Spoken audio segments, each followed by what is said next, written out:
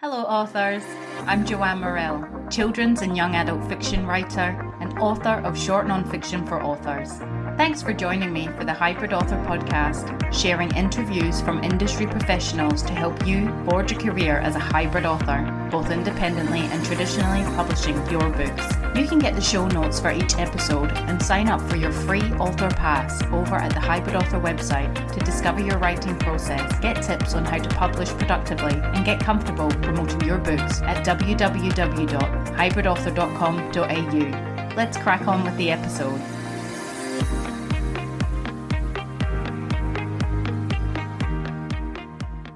Hello, authors! I hope you're all keeping well in whatever part of the world you reside and listen to the podcast in. Today's interview is with Jody J Sperling, host of the Reluctant Book Marketer podcast. And he's talking to us about what marketing is, the importance and value of a marketing mindset, who authors should be marketing to, and the best marketing tips gained over a podcast's lifetime.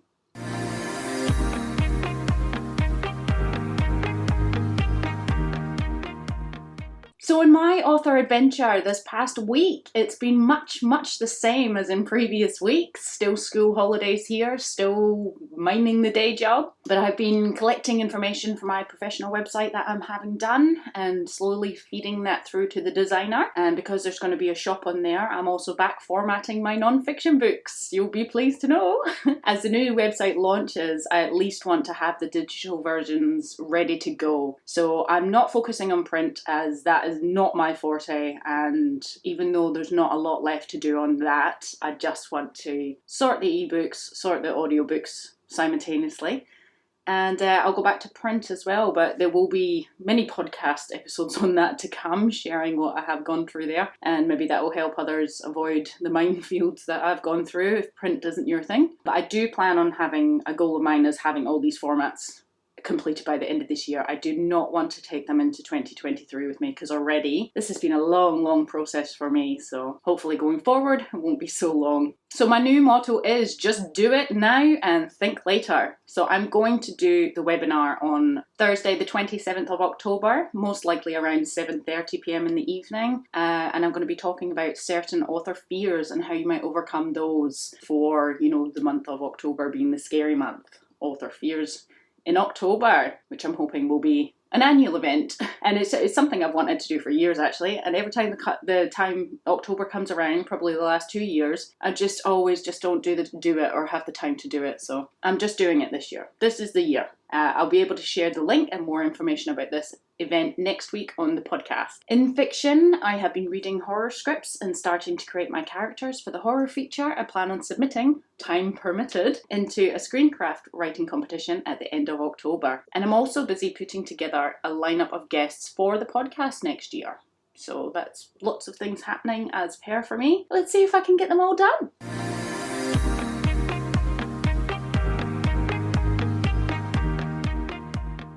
So if you love the podcast or any of the episodes has helped you further in your author career, you can now pay it forward by buying me a coffee over at www.buymeacoffee.com/thehybridauthor. Or you can leave me a review on whatever platform you listen to the podcast on to help other writers like you discover the podcast. And if you are a writer and an author with a book out there, you know how important reviews are and how they can help. So I just want to say thanks to Javita Nielsen, author of the stunning and moving picture book Happy Hearts, an uplifting story helping children find comfort after losing a loved one. Also to emerging author Chrissy, I apologise, I feel like I'm going to say your name wrong here, Chrissy Brunjaks.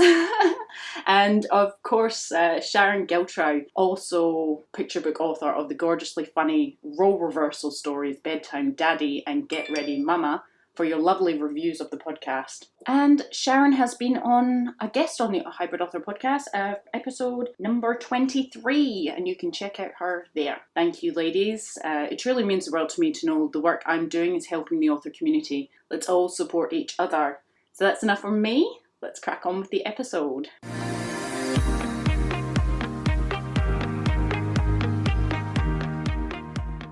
Have you ever wanted to flip the script on the publishing industry? Is your book's great, but you don't feel like a marketer? Maybe you feel like a marketer, but your sales suggest you need to refine the process. Through higher education, decades in marketing and sales, and years of embarrassing failure, Jody J Sperling is the perfect host to share with you how he turned obscurity into a 7-figure success story and teach you how you can go by from scraping buys as a bottom-feeding author to a bestseller. Wow. Welcome to the Hybrid Author Podcast, Jody. Hey, thanks for having me. I'm really excited to talk. Oh, fantastic. We're so glad to have you on, and we're really excited to, hear how you came to launch the Reluctant Book Marketer podcast. Yeah, it's such a bumpy road too, honestly. And I hope that other people have had a couple of rock bottom moments along with some success moments, because that's definitely what this has been. Mm-hmm. Yeah, well, we're going to dive all into that shortly. So, I've listened to the podcast, and it's just fantastic. And I found it's obviously there's a strong focus on book marketing, but what I did find was a lot of your episodes are really uplifting, which I really like. And I think in today's world is something we need to hear as well. But yeah, there's also a lot of focus on the book marketing mindset. Yes. Can you tell us about this message and mindset, and why is it so important in book marketing, do you think?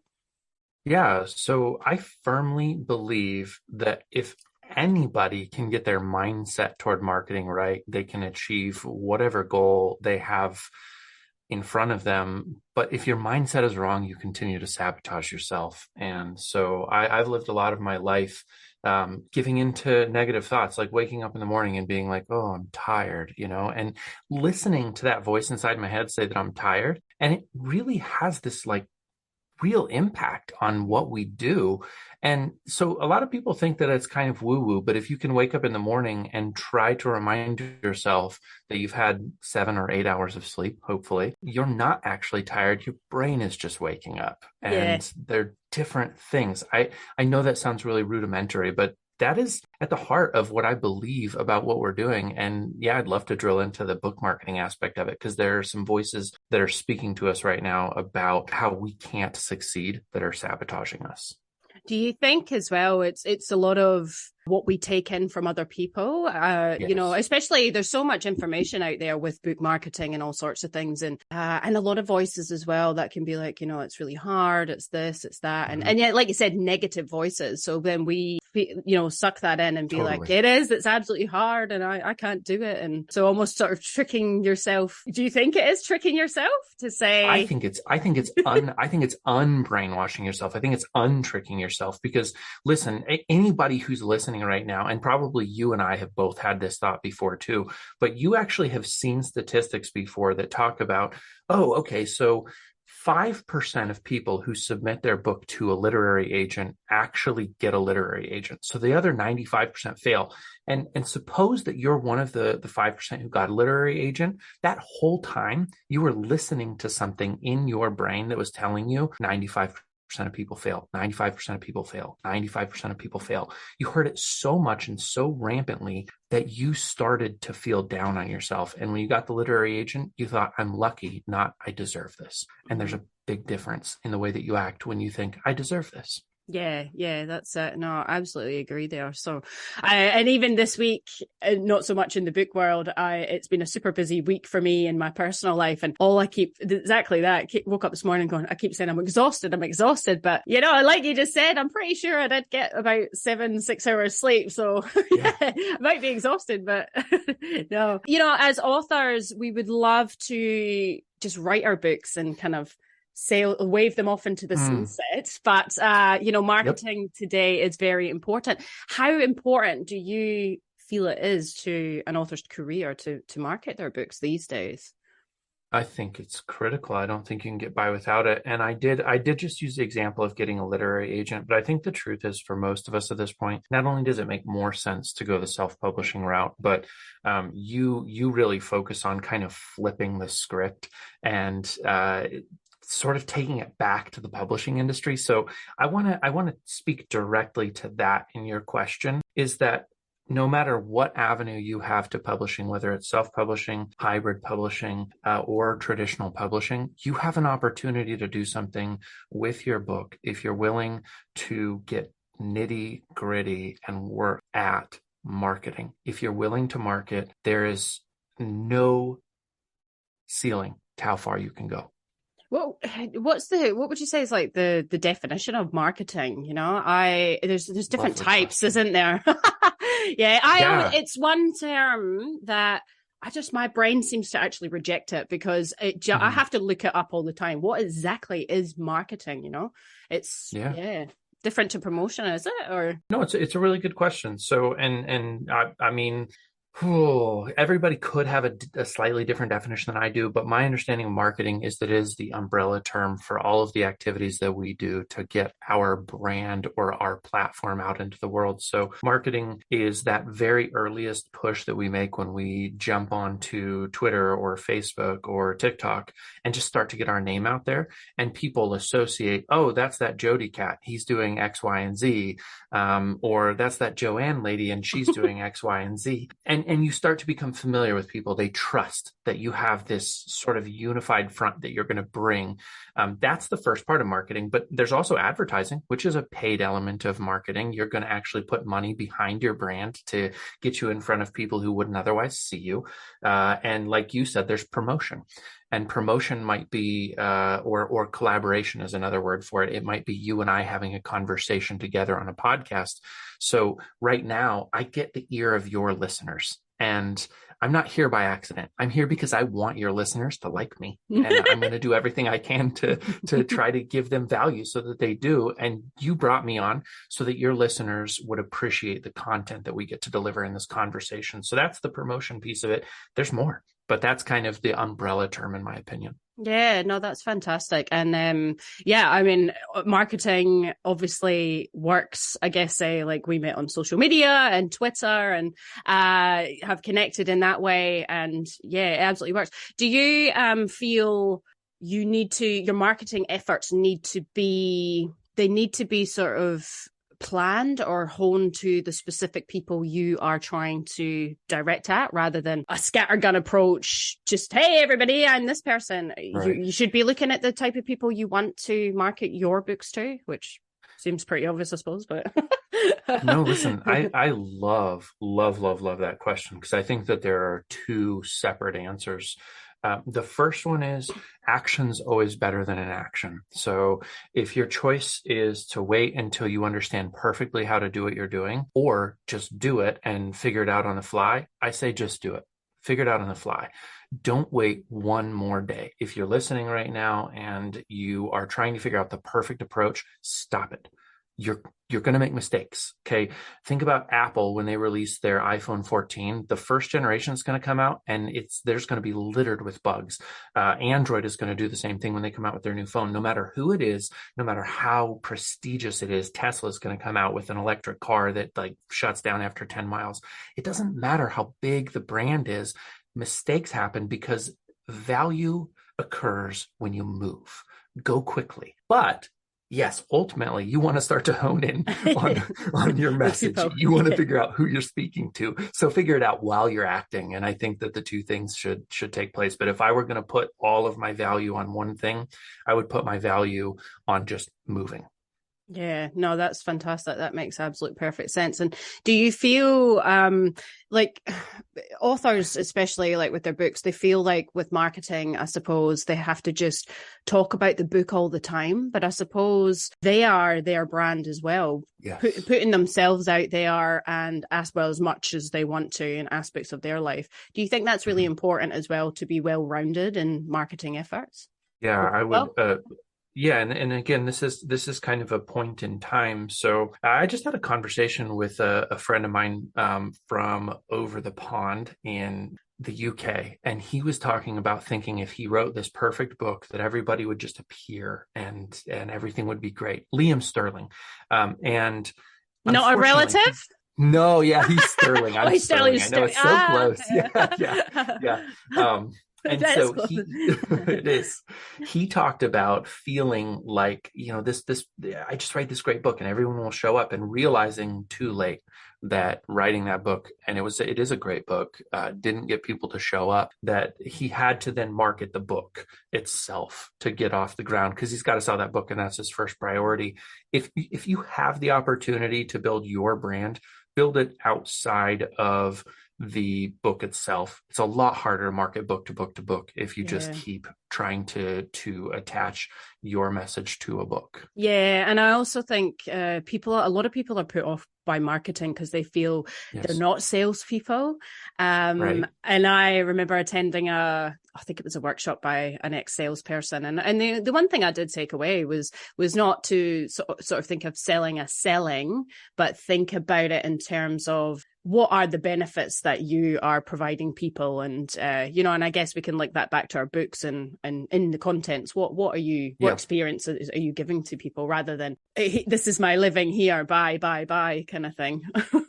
Yeah, absolutely. I think that there's something really important about being a person to the people that you're interacting with. So if you're writing novels, you might think that you're not offering a specific value. And I think that couldn't be further from the truth. So me as a novelist, I do actually have, and I'm using the word political really broadly because I don't study politics or anything like that, but just political meaning I have an agenda. I have a desire to communicate a specific thing with you. So for example, the novel I'm writing right now, I've been thinking a lot about physical appearance. And I'm at an age where it's really hard to not gain weight. And I feel self-conscious about it all the time. And that thought process just weighs on me. And so I've been, pun intended, I've been thinking, been thinking a lot about what that means. And so this novel starts about, what is it like to be a physical person with a physical appearance in this world? And I want to explore that. And I want my readers to engage with that. But at the same time, the novel itself, if you feel that I'm trying to communicate my specific opinions with you, I lose. And the reason I'm spending a little bit more time on talking about this is because I believe the same is true of marketing. We have agendas. We want to accomplish something with what we're doing, but ultimately you've got to create a compelling story, a reason for people to hang out with you and just be like, this person has something that helps me and that I want to be around. And I'm a better person when I'm attached to that person. That's a good way to live life. Oh, yeah, that's fantastic. No, you couldn't have said it better. And kind of peddling back to something you did say about, your books and adding value. And I think that goes even back to mindset, and in your mind, what, knowing that you are adding value to a person's life is only a positive thing, I think. Yeah. And maybe we should approach our marketing that way. So back to the podcast, though, there are some fabulous shows on there with some wonderful guests on the subject of book marketing. Since you've started the podcast, what has been some of the best tips from your guests that, they've shared that have helped you and listeners? If you've do you get feedback from your listeners as well? I do, yeah. I'm fortunate. It took a little bit of time. It's not all listeners immediately start to email you or reach out, but I've been getting some really nice feedback. And honestly, so the first answer is, what do I think is the most valuable tip I've gotten from anybody on my show as far as marketing mindset goes? And it is that I know this is controversial, so take it if you want. There's no such thing as burnout. When you feel that sensation of burnout, it's an instantaneous indicator that you don't know where you're going. So imagine being on a journey and suddenly you realize I don't know what my destination is. Then all of the accompanying feelings that should go with being lost appear, and it feels like burnout. And so a lot of us are like, oh, we're going to take vacation now and just kind of relax and sort of reset. And you get back from vacation and you've heard everybody say before, I need a vacation from my vacation because I feel more tired than when I left. That's the result of being lost. You didn't get any less lost from going on vacation. You just took a break from being lost and it still was weighing on you the whole time. So figuring out when you feel that sense of burnout, like, where am I headed? Where am I going? And as soon as you get purpose back, and as soon as you start heading in a direction again, the feeling of burnout goes away. So our capacity to do work is way bigger than we think. And this is not my own. I'm literally repeating one of my guests' piece of feedback, but it changed my life. And that's the great part of being a podcast host. So you learn from really, really smart people. Yeah, that's it. I know. Since starting the podcast, it's been for myself. It's been a great way to connect with people. Like, you're in America, I'm in Australia. We couldn't have, well, we could connect on social media, but to have an in-depth conversation and also share it with other people is just fantastic. So no, that's great. I haven't really ever heard burnout being put that way either. So yeah, I'll take that on board. For sure. Yeah, absolutely. And what about yourself? So, you've learned that. Has there been anything else from other guests on there that has helped or? Yeah, I think so. So, I mean, just a couple other tips that I enjoy. And I think that this one's maybe not quite as unique, but if you are going to market your book, I think something that is important, and I talked about the value of action. One place where you can most spend your action is making sure your book's perfect before you decide to start putting it out there. There are a lot of authors right now, probably a downside of self-publishing a little bit. The publish button is super easy to just hit that publish button and say, I'm a published author. Yeah. Spend money on the edit. It's okay. This is a business that we're starting. If you're going to self-publish, you are now a business owner, and no business owner in any other industry would ever say, I'm going to do this all for free and hope that people will like me. They spend money to make sure that the product that they're bringing into the world is really valuable. So spend money to edit your book and spend money to get a good cover designed. It's okay. You're going to recoup it because all the money you put into the front is going to ensure that you're not a leaky colander, or there's probably another word. I think colander is a specific word for the United States, but strainer, for spaghetti noodles or whatever. They would call a sieve. A sieve. There you go. Yeah. You're not a sieve. I knew what a colander was though. Okay, there you go.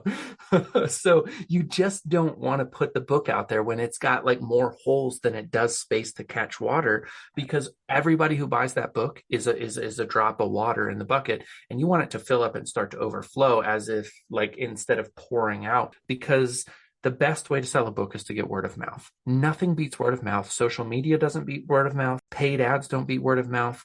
But finding the people who love your book requires your book to be lovable. And that means it can't have typos. It can't have grammatical errors. It can't have plot holes, so far as you can help. I mean, goodness gracious, everything is up to interpretation. But to me, that was a really important piece of advice that I got along the way that I hope every author really takes to heart, because we're at a spot right now where traditional publishing is probably almost dead in reality. It looks maybe alive. I think it's closer to dead than anybody realizes. And self-publishing just needs to step up and say, we can edit and we can create a perfect product just like the big boys, the big girls, the big women, the big men. Yeah. Do this. Yeah, so. No, that's fantastic. And a few points there that made me think of some of the episodes that I'd listened to your podcast. And I think you were saying, either to the people that had set their book at 99 cents, and this is the self-published authors, or very low pricing. Double your prices, right? Double it, yes.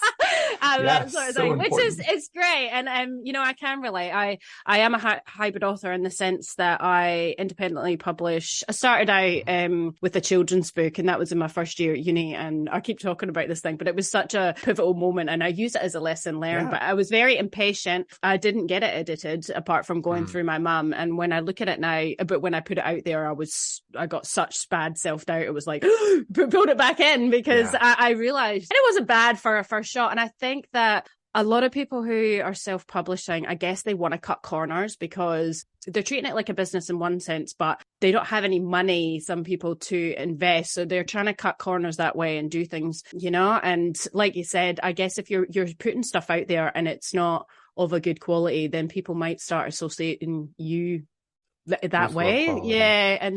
Although you can always get better, and as time goes on, and if you make money and invest it that way. But I agree completely with the editing the book cover and making it 100%. I'm not sure if I agree about the traditional publishing being dead, though. Do you? Yeah, that's all right. and I'm not sure about America, but here I seek traditional representation for my children's fiction, and a lot of the events that we go to here is very traditional run, and I don't know, I just know so many people still sort of making it there. What's behind that in the States, that statement? I think it's happening everywhere, and I think that there's still something to be said for traditional publishing. So if you're talking about the States right now, you still cannot get into universities to speak as an author if you're self-published. You Oh, really? actually have to have a traditional publisher in order Yeah. to speak at the university. So there's a really large portion of your market that is withheld from you if you choose to self-publish. The reason I say that traditional publishing is dying or is almost dead is because they continue to hold on to the idea that they have to basically say, like, this book is approved. And it's not necessarily about the quality of the book. It's about the audience they think the book can reach. I don't know how it is in Australia right now, but traditional publishers in America don't market for their authors. Unless your name is Stephen King, Yeah. or James Patterson, you don't get any marketing budget.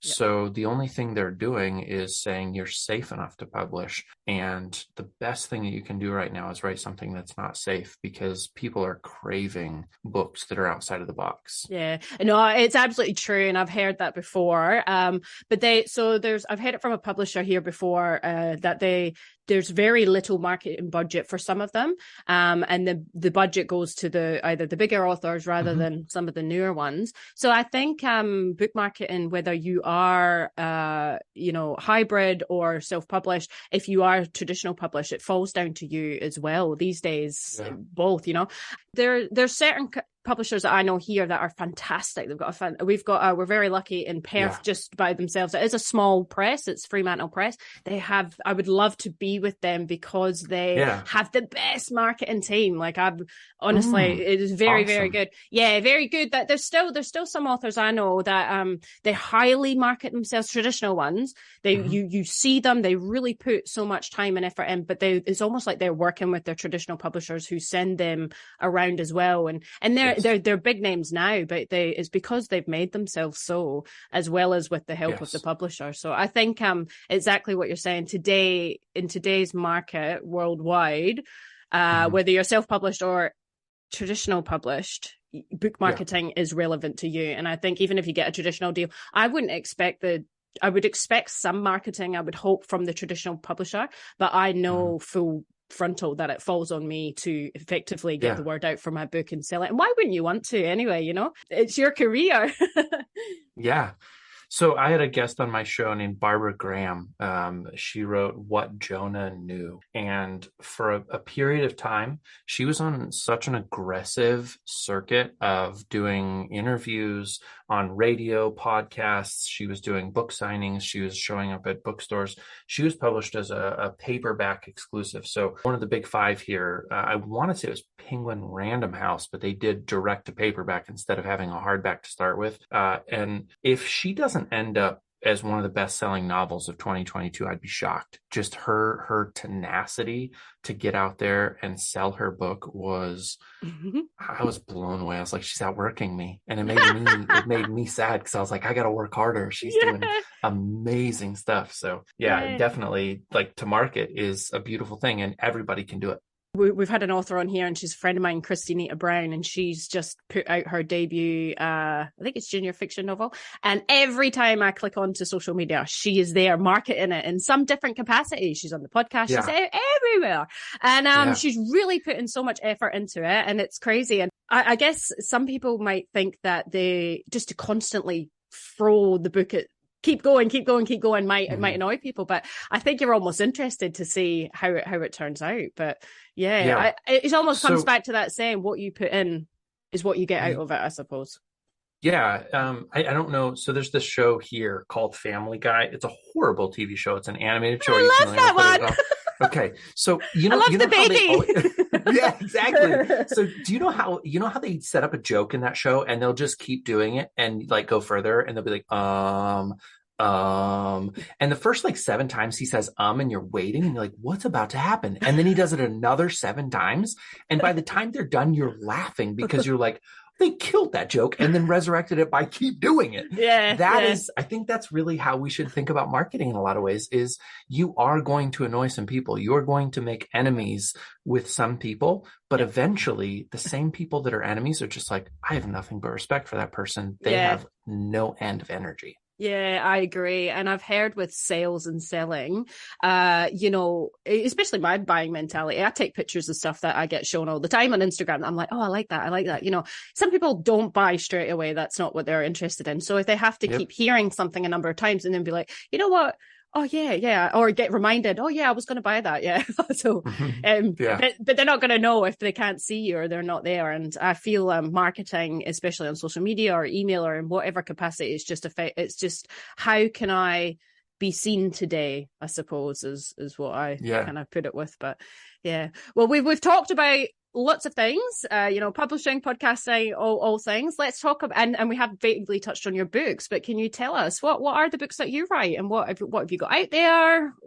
Tell us everything. Okay. So in January, I've got the 7-figure marketing mindset for novelists that's going to drop, self-publishing. It's untraditional in every way because I broke all my own rules to get it out there. And there's a really specific reason, is that it's a nonfiction book and I'm a novelist. So I want novelists to have the opportunity to get my podcast in a very packaged, specific A to Z kind of presentation. And so the cover design is basically done at home.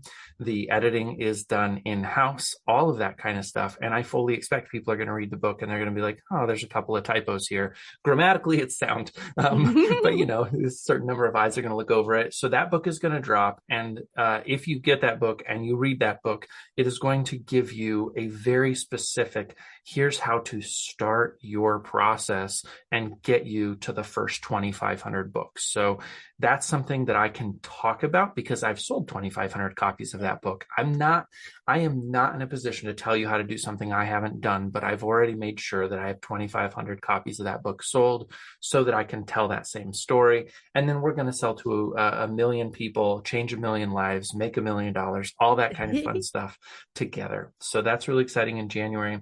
And then The 9 Lives of Marva DeLonghi right now is my novel. And I have 2 different traditional publishing houses that are in conversation right now. And so we're just trying to figure out who wants it more. Fantastic. Wow. Yeah, it's a nice spot to be in. Effectively, you're a hybrid author. Yeah, exactly. Right. Yes, I am. Yes. Fantastic. Yeah. I love it. Like, cause I get in touch with people as well sometimes and then I find out, well, they fit the podcast perfectly as well because they are hybrid authors. So, and I think, it's such a good way. It's such a good model if you want your foot in both, the experience for both. But, they both sound fantastic. So, I mean, did you, like myself, I started out novelist children's fiction and just through that experience of trying to, learn stuff, put yourself out there, these 2 nonfiction books, which are not available yet, have come out of me. Is that kind of the same with you, I suppose? Like in your adventure, you didn't set out to write nonfiction or?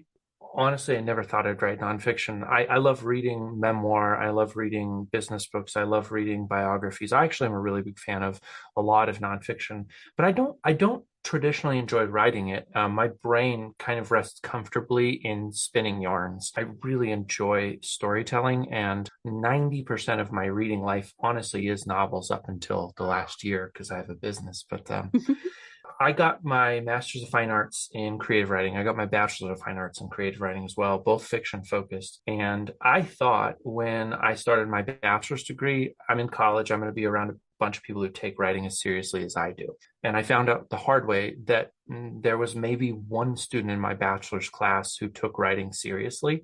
And he continues to do a great job. Jim Plath, I'm shouting you out. Hi, Jim. Exactly.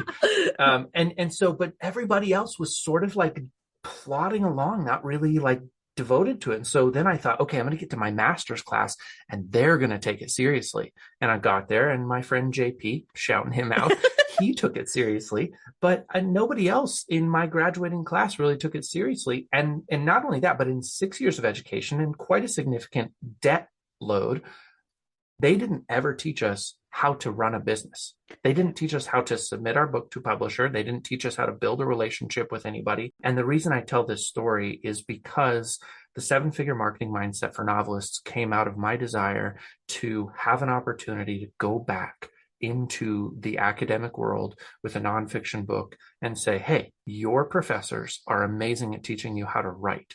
but they are horrible at teaching you how to run a business. And if you want to be successful in life, you need to know how to run a business. Here's a book that can teach you the business side of it. Okay, so just tuck this book into your desk right now, or your backpack, or whatever, and learn what they're going to teach you. But when you leave class tonight, I want you to read this book, and I want you to dwell on this, because everything you're learning right now means nothing if you can't get your book into a reader's hand. I connect with that 100%, because I was the same when I left uni. And not so much the business side, but the mindset. They don't teach you how to have like a business mindset or anything. You know, I did a writing degree, and when I left, I started applying for jobs that I'd had before, like in office, and I felt I had that imposter syndrome. Even though I'd just spent all this time studying, you know, writing, I did not feel like a writer, I suppose. And I really had to take steps to do it. But they don't teach you those things at uni as well. It's like, here's the tools, but there is things that are lacking. So I cannot wait to read that when that comes out. Is this January? Yeah, January. Yep. Oh, we'll have to look out for that and share all the posts. But that is fantastic. So Jody, I could keep you all day and all night, but it is all night for you over there. So I will let you go. But you've shared so much with us. Thank you. And we cannot wait to see read your books when they're out there as well. And can you tell us where can our listeners find the podcast? And I suppose you can't share your book links yet because they're not out in the world. Is that right? Not but quite soon? yet. Not quite. Very, very soon. Okay, so my podcast is The Reluctant Book Marketer.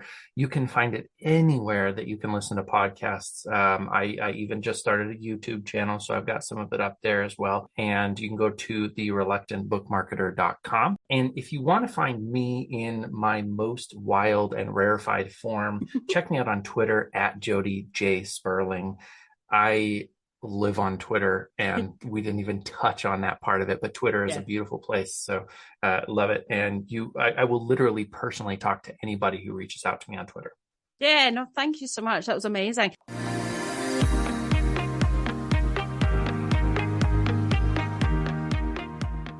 So there you have it, folks, the all-inspiring Jody J Sperling sharing his marketing tips for any reluctant authors out there. We'll all keep an eye out for Jody's books in January next year, but for now I advise going over and listening and subscribing to his podcast for some super book marketing tips and conversations. Next time on the Hybrid Author Podcast, as I launch the digital versions of my short non-fiction books, it's going to be a solo episode from me about digital lending rights. I wish you well on your author adventure this next week. That's it for me. Bye for now. That's the end for now, authors. I hope you're further forward in your author adventure after listening, and I hope you'll listen next time. Remember to head on over to the Hybrid Author website at www.hybridauthor.com.au to get your free author pass.